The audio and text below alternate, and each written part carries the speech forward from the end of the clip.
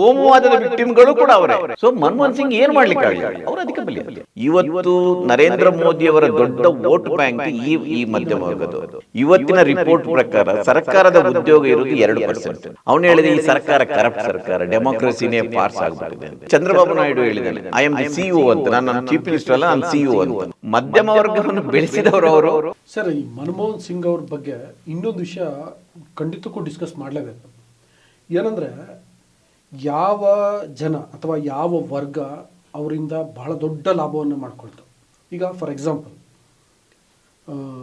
ವಿದ್ಯಾವಂತರು, ಮತ್ತು ಈಗ ನಾವೇನು ಮೊಬೈಲು, ಇಂಟರ್ನೆಟ್ಟು, ಲ್ಯಾಪ್ಟಾಪು, ಈ ಥರದ ಒಂದು ಈ ಹೊಸ ಹೊಸ ಪ್ಲಾಟ್ಫಾರ್ಮ್ಗಳು ಉಟ್ಕೊಂಡಿದ್ದಾವಲ್ಲ, ಅದಕ್ಕೆಲ್ಲ ಒಂದರ್ಥದಲ್ಲಿ ಮುನ್ನುಡಿ ಬರೆದಂಥವ್ರು ಮನಮೋಹನ್ ಸಿಂಗ್. ಅದಕ್ಕೆ ಬೇರೆ ಬೇರೆಯವ್ರ ಕಾರಣ ಇರ್ಬೋದು, ಬಟ್ ಈ ವಾಸ್ ದ ಕೀ ಪರ್ಸನ್.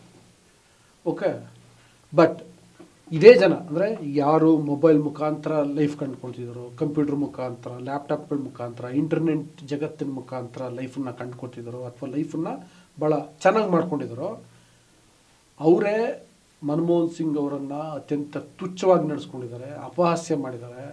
ಈ ಮೋನಿ ಸಿಂಗ್ ಅಂತ ಕರೆದವ್ರು ಯಾರು ನಮ್ಮೂರಿನ ರಾಮಣ್ಣ, ಭೀಮಣ್ಣ, ಸೋಮಣ್ಣ ಇವ್ರು ಯಾರು ಖಂಡಿತ ಕರೆದಿಲ್ಲ ಸರ್.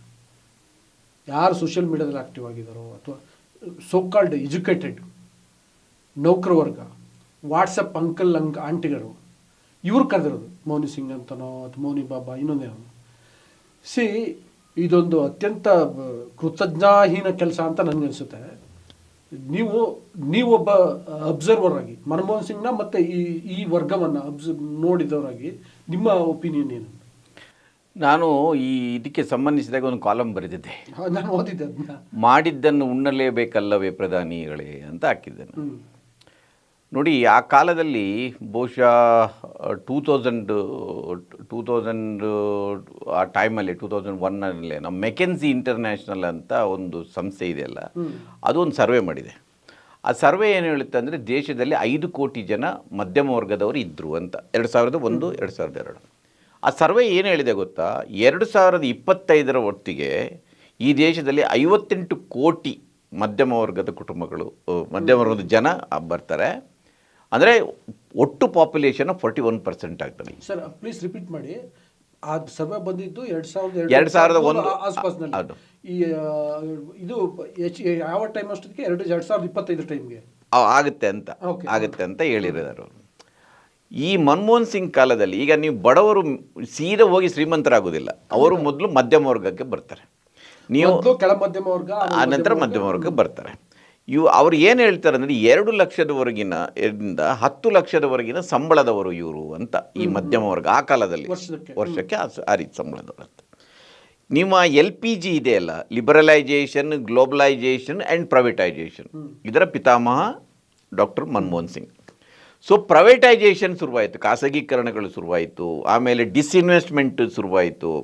ಇದೆಲ್ಲವೂ ಒಂದು ಭಾಳ ದೊಡ್ಡ ಪ್ರಮಾಣದಲ್ಲಿ ಎಂಪ್ಲಾಯ್ಮೆಂಟನ್ನು ಜನರೇಟ್ ಮಾಡಿತು.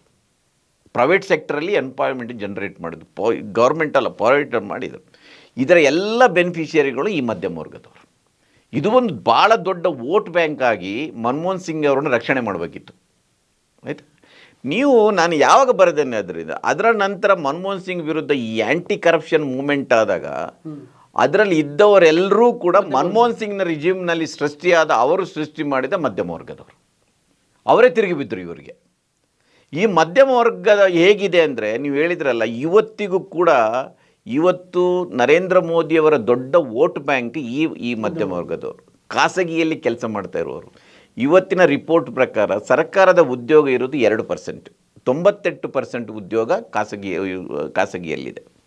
ಇವರು 2% ಜನ ಅದು ಬೇರೆ. ಈ 98% ನೀವು ಹೇಳಿದಾಗ IT ಕಂಪನಿಯಲ್ಲಿ ಕೆಲಸ ಮಾಡುವವರು, ವಿದೇಶದ ಬ್ಯಾಂಕ್ಗಳಲ್ಲಿ ಕೆಲಸ ಮಾಡುವವರು, ದೇಶದ ಬ್ಯಾಂಕಲ್ಲಿ ಕೆಲಸ ಮಾಡುವವರು, ಪ್ರೈವೇಟ್ ಇಂಡಸ್ಟ್ರಿಯಲ್ಲಿ ಕೆಲಸ ಮಾಡುವವರು, ಇವರು ಈ ರೀತಿ ಕ್ರಿಯೇಟ್ ಆಗಿದ್ದಾರೆ ಅಂದರೆ, ನಾನು ಆ ರಿಪೋರ್ಟಲ್ಲಿ ಬರೆದಿದ್ದೆ ಅದನ್ನು. ಅಂದರೆ ಒಬ್ಬ IT ಅವನು ನನ್ನ ಹತ್ರ ಒಮ್ಮೆ ಫೋನ್ ಮಾತಾಡಿದಾಗ ಕೇಳಿದೆ, why you are simply hate Manmohan Singh, ನೀನು ಯಾಕೆ ಆ್ಯಂಟಿ ಕರಪ್ಷನ್ ಮೂವ್ಮೆಂಟಲ್ಲಿ ಇದೆ ಅಂತ.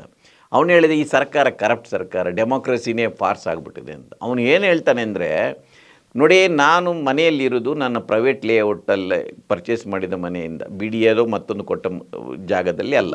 ನನ್ನ ಮಗಳು ಶಾಲೆಗೆ ಹೋಗೋದು ಪ್ರೈವೇಟ್ ಸ್ಕೂಲ್ಗೆ. ನನಗೆ ಏನಾದರೂ ಕಾಯಿಲೆ ಬಂದರೆ ಪ್ರೈವೇಟ್ ಹಾಸ್ಪಿಟಲ್ಗೆ ಹೋಗೋದು ನಾನು, ಆಯಿತಾ. ನನ್ನ ಮನೆಯಲ್ಲಿ ಪೊಲೀಸರು ಕಾಯೋದಿಲ್ಲ, ಅಲ್ಲಿ ಪ್ರೈವೇಟ್ ಸೆಕ್ಯೂರಿಟಿ ಇರ್ತಾರೆ. ನಾನು ನಿಮ್ಮ BBMPಯಿಂದ ನೀರು ಯೂಸ್ ಮಾಡೋದಿಲ್ಲ, ನಾನು ಬೋರ್ವೆಲ್ ಹಾಕ್ಸ್ಕೊಂಡಿದ್ದೇನೆ. ನಾನು ಟ್ರಾವೆಲ್ ಮಾಡೋದು ಪಬ್ಲಿಕ್ ಟ್ರಾನ್ಸ್ಪೋರ್ಟಲ್ಲಿ ಹೋಗೋದಿಲ್ಲ, ನಾನು ವೆಹಿಕಲಲ್ಲಿ ಹೋಗ್ತೇನೆ. ಎಲ್ಲಿದೆ ನಿಮ್ಮ ಸರ್ಕಾರ ಅಂತ ಕೇಳಿದೆ. ಇದು ಖಾಸಗೀಕರಣದ ದುರಂತ. ಇದು ಖಾಸಗೀಕರಣ ಯಾವ ಮಟ್ಟಿಗೆ ಹೋಗಿದೆ ಅಂದರೆ, ಅವನು ಹೇಳ್ತಾ ಇದ್ದ, ಅಲ್ಲ ನನ್ನ ಪ್ರಕಾರ ಈಸ್ ಎಜುಕೇಟೆಡ್ ಫೂಲ್ ಅಲ್ಲ ಫೂಲೇ. ನಾನು ಹೇಳೋದು, ಇವತ್ತು ನೀವು ಕ್ರಿಯೇಟ್ ಆಗಿದ್ದ ಈ ಭಕ್ತರ ಗ್ರೂಪ್ ನೋಡಿ, ದೇ ಆರ್ ಫೂಲ್ಸ್.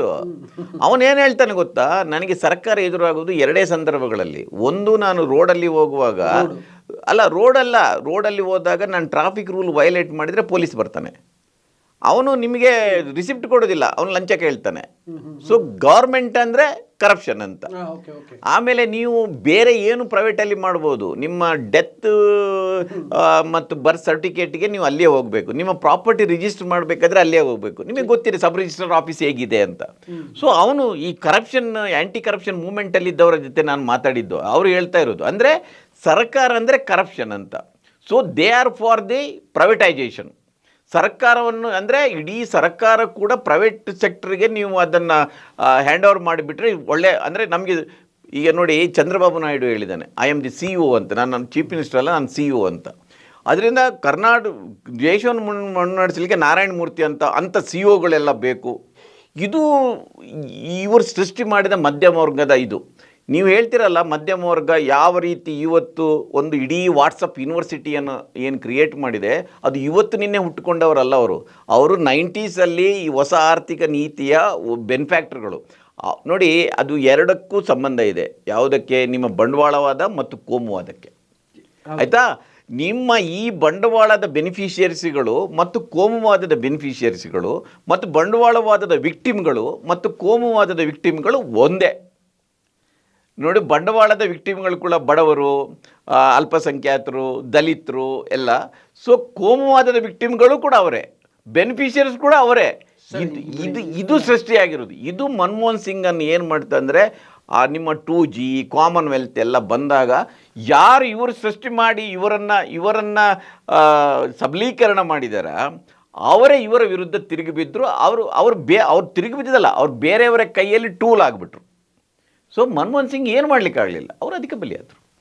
ಇದು ದುರಂತ. ದುರ್ಬಲ ಮಧ್ಯಮ ವರ್ಗವನ್ನು ಬೆಳೆಸಿದವರು ಅವರು ಇವತ್ತು.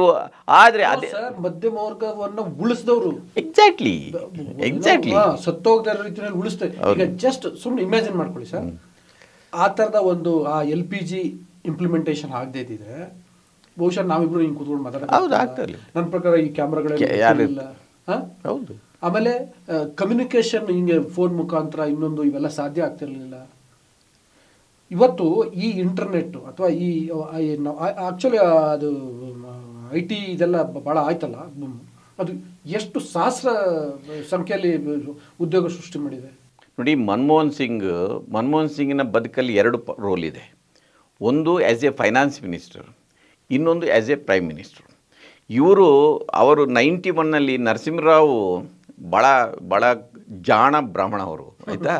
ಅವ್ರಿಗೆ ಗೊತ್ತಿದ್ದೆ ಇವತ್ತಿನ ಕ್ರೈಸಿಸ್ನಲ್ಲಿ ಇದನ್ನು ಪಾರು ಮಾಡಬಾರಲಿಕ್ಕೆ. ಅವ್ರು IG ಪಟೇಲ್ ಒಂದು ಆಪ್ಷನ್ ಇತ್ತಂತೆ. IG ಪಟೇಲ್ ಅದನ್ನು ಮನಮೋಹನ್ ಸಿಂಗ್ ಹೇಳ್ತಾರೆ, IG ಪಟೇಲ್ ಇತ್ತು, ಅವ್ರು ಬೇಡ ಅಂತ ಹೇಳಿದಕ್ಕೆ ನನಗೆ ಕೊಟ್ಟರು ಅಂತ. ನೀವು ಆಗಿನ ನಿಮ್ಮ ಇಕಾನಮಿಕ್ ಗ್ರೋತ್ ಇದೆಯಲ್ಲ, ಅದು 3%ಇತ್ತು. ಇವತ್ತು 8-9% ಅಂತ ಹೇಳಿದ್ರೆ 3%ಇತ್ತು ಸರ್. ಆ ಬೀಜ ಬಿತ್ತಿದ್ದವ್ರು ಯಾರು? ಹೌದೌದು, ಮನಮೋಹನ್ ಸಿಂಗ್. ಅದೇ ಹೇಳಿದ್ದು ನಾನು, 3% 90 ಅವಾಗ. ಸರಿ, ಹೆಚ್ಚಿನ ವಿಡಿಯೋಗಳಿಗೆ ಪ್ರತಿಧ್ವನಿ ಯೂಟ್ಯೂಬ್ ಚಾನೆಲ್ ಸಬ್ಸ್ಕ್ರೈಬ್ ಮಾಡಿ, ಬೆಲ್ ಐಕಾನ್ ಕ್ಲಿಕ್ ಮಾಡಿ.